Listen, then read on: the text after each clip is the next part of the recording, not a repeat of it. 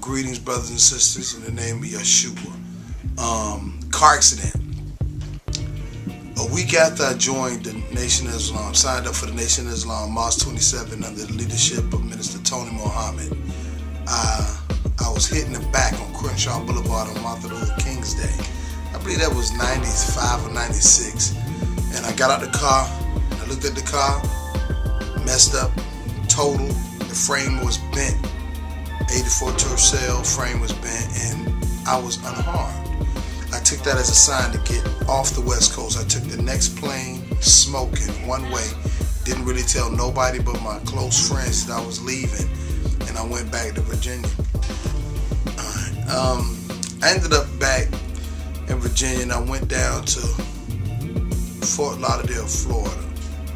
I got down to Fort Lauderdale, Florida. I was staying with one of the brothers, Jesse Graves, and he stayed with one of the Miami Dolphins. I was working as a security guard at a club in Fort Lauderdale, and he was staying with one of the Miami Dolphins, who hooked me up and was trying to get me a job, but nothing worked out. And I was like, let me go back. I'm going to Hardyville, South Carolina, where my mama was born and raised. And I went back to Carolina. I caught an Amtrak train. My cousin Michael picked me up from the train track. I got to Hardyville, went to Branchwood, that's the projects of subsidized housing in Hardyville, and I was staying with my aunt. And as I'm staying with my aunt, it's straight hood life around there. And the first thing I do is they hook me up with one of my cousins, Javon Bush, who had started rapping. Because everywhere I went, I'd always hook up with the music community and see who was doing what. And I hooked up with Javon Bush, who took me straight to his friend's house, who he was making music with, and Littell, Robert Singleton, call him DJ Smooth.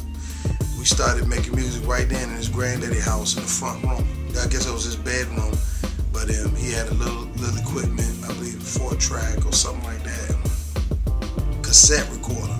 But we made it happen. We started doing records. They was already doing little records, and I came in and we started banging right away. And from there, we decided, it was a phrase that we would always say, cross the tracks. We both live cross the tracks. So we named the record company Cross the Tracks Entertainment after that. And from that year, 1996, we would commence to make several records. When it first started, he was young. He was only 17. I was 29 or 28, 29 years old. At that time, I would take him to the club with me. And and when I came to realize that he wasn't going to school, something that stopped that. But it was like, that was my... So, I was like, I got to lay off this brother, let him finish school, and but we still continued to make records in the studio. He finished school, and at that point, I was trying to clean myself up and not indulge in sticky green marijuana products, And the boys in the Ville, man, that's all they did all day long. And finally, so we did like maybe 5 or 6 songs together, because the way, we wasn't on the same wavelength. So then all of a sudden, somehow I got back in. I forgot exactly how I got back to smoking weed, but now it was on and popping. It became an everyday thing. And then we hooked up with Michael Jenkins. Michael Jenkins allowed us, at first we had the studio ourselves, but then we hooked in a little place that is now a barbershop in Hardyville. But then we moved out of there into his house. We moved all the equipment into Michael Jenkins' house, where a lot more was going on than just making music. It was hustling, dog fighting, the whole nine. It all added to the atmosphere of them records.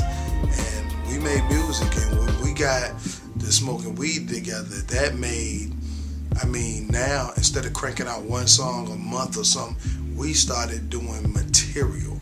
We started doing albums. We did 1, 2, 3, 4, 5, 6, 7, 8 albums in the course of the next 3 years. At the end of those records, I remember one night we was headed to a party, and that we was gonna rapper. These guys, Off the Chain Records, a couple artists from Ridgeland, South Carolina. And we got out there, me, Key Jack, Jackie Haywood, and Tip. We got there real late, and it was about to be over. We did one song on stage, and we got out, and we were going to the club. And that night we got lost in Buford. And like where we was at, there was like no lights or nothing. And we riding round and round and round and round and round and round Buford, and we finally get to this one yard. And in the yard there was a sign that said Jesus Saves. And we made a right in that yard. Now, if I can say, we was high, but when we made that right in that yard, we was on 170, headed back home. And it was like, whoa, what just happened? You know what I'm saying? Nobody said nothing to nobody. We were quiet. They dropped me off all the way home. And that was one of the first signs that, maybe something ain't right with this thing, And at that point in Savannah, Georgia, I was also studying. I went from studying Nation of Islam material to studying Nuwaubian material by Dr. Malachi York. And at that time I had put nothing together, but this guy had all the answers in his scrolls. All the answers that the Nation of Islam didn't answer, he could answer in the scrolls that he had created in the Nuwaubian, we call the Holy Tabernacle Ministries, Dr. Malachi York. So I was studying. In fact, when I went to the bookstore that time, a little bookstore in Savannah, Georgia, they just gave me a book that cost $50 with the Holy Tablets, purple and gold on that top of that. In fact, they gave me 2 of them, and I read it from cover to cover. Now, I'm reading books this thick in these faiths, but I'm not reading the Bible. I never read the Bible. I had one Bible verse memorized when I was 7 years old. Let not your heart be troubled. Believe in God. Also believe in me. In my Father's house there's many mansions. If it were not so, this is Jesus talking, Yeshua. And that was put in my mind when I was a kid. But I had never read the Bible. But I had read many books since graduating from college. Thousands probably. And these were adding on top to it. Little I know that what type of influence Dr. Malachi York had. I know that Elijah Muhammad and Minister Farrakhan had lots of influence on rap music and everything through artists like Public Enemy, Chuck D, Professor Griff, and through other artists who came up and studied their materials and their teachings. Brand Nubians with the 5%ers, Clarence 13X. A lot of these artists were influenced by the Noble Drew Ali, a lot of things, but I never studied this guy. But when I started getting into it, it was like, wow, this stuff is deep. And I mean, they going and explaining stuff like where men and women came from, other planets. These guys basically is practicing Egyptology. And I was introduced to a concept that's in the Word in the book of Hebrews and Genesis of Melchizedek, where they had an order within their camp called the Order of Melchizedek.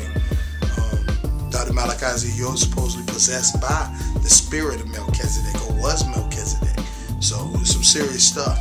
The Jesus that we say that we worship, the God of Abraham, Isaac, and Jacob, the Jesus of Nazareth, born of a virgin, which they denied that this Jesus they're talking about is Nimrod. So, a lot of people fall into stuff. A lot of Christians get down with these things and they don't even know what they messing with. You're messing with some serious Egyptology that goes back and deals with Nimrod, the Tower of Babel, and things of that such.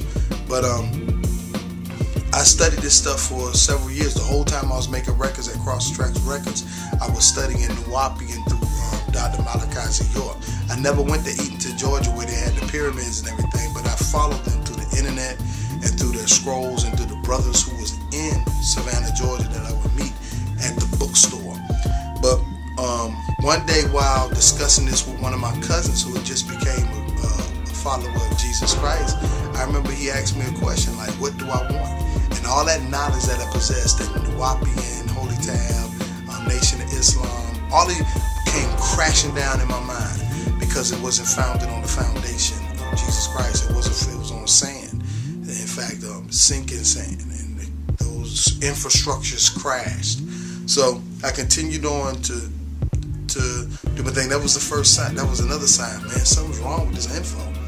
and with all that knowledge that I possessed, all that secret esoteric mysticism and everything that I was studying, it did not help me with the vices that had a grip on my life. I was still a slave to sin and rebellion to God. So this stuff would go on to the point that the brothers who were surrounding me in the record company were also involved in activity that was not legal.